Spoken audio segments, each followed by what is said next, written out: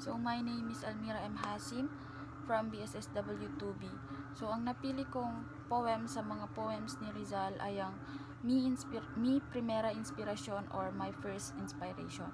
So, itong poem na ito ay sinulat ni Jose Rizal noong kanyang third academic year sa Ateneo de Municipal noong 1874 bago siya mag-turn to 14 years old.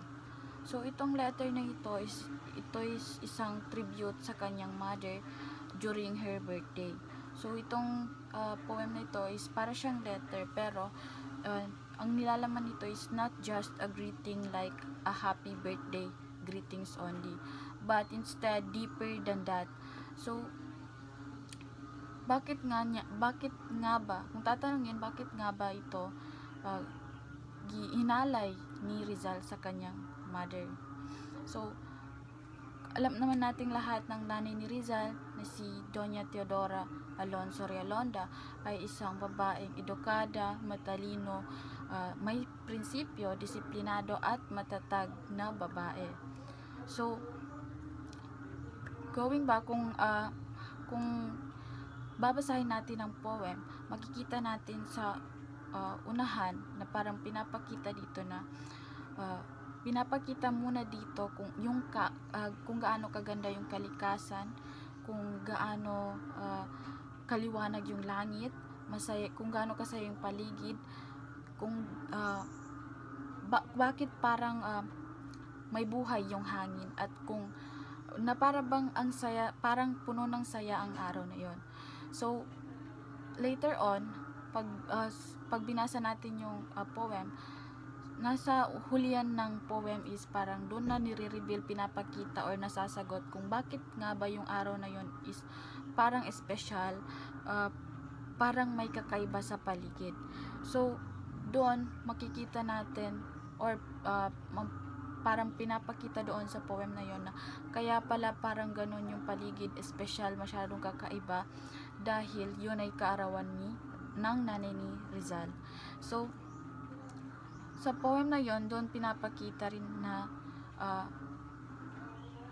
sa mga linya ng poem na yon, pinapakita doon na yung kagandahan ng mundo is mas lalong nagiging meaningful dahil sa presence ng nanay ni Rizal. Ayun ay para kay Rizal. And also, pinapakita rin doon na yung pagkatao ni Rizal ay nahubog or hinubog ng nanay ni Rizal.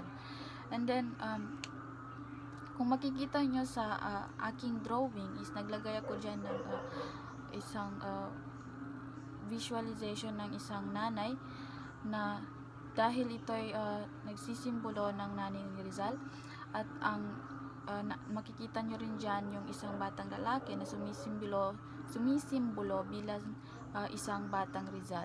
And also makikita nyo rin dyan yung nakalagay na isang aklat or libro. Yan naman ay sumisimbolo sa patunay na yung nanay ni Rizal ang kanyang naging unang guro at inspirasyon. And sa bandang gilid naman makikita ninyo na may nakalagay dyan na parang gamit sa panulat. Yan naman ay sumisimbolo sa paghubog ng pagiging mahusay na manunulat ni Rizal.